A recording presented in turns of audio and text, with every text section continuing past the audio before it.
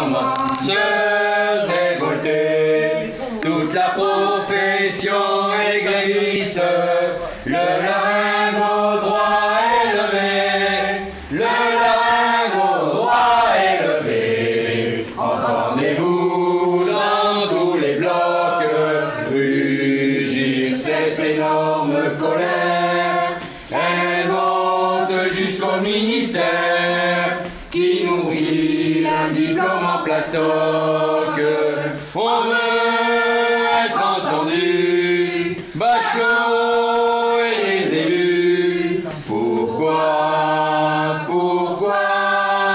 tant de mépris dans une démocratie?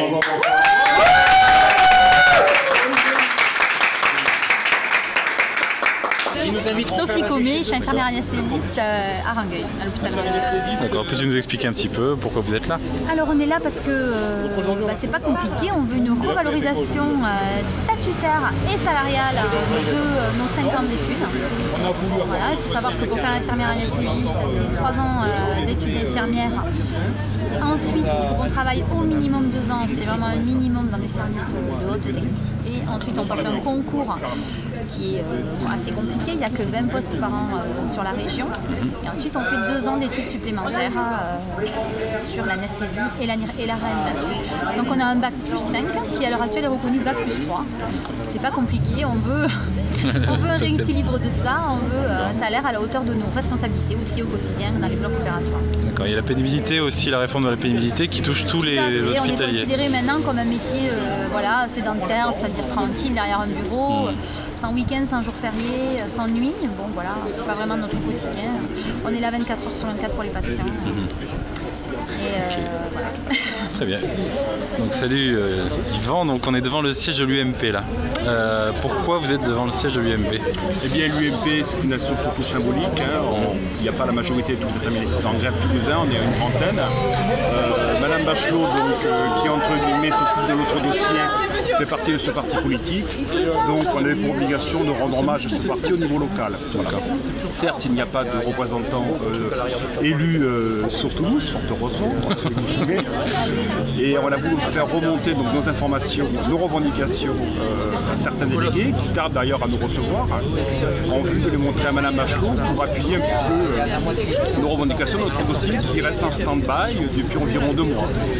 Madame Bachelot fait fi de connaître nos problèmes, au contraire dit qu'on est largement compensé au niveau salarial, etc. Mais repousse au calendrier grec nos revendications, notamment sur la pénibilité.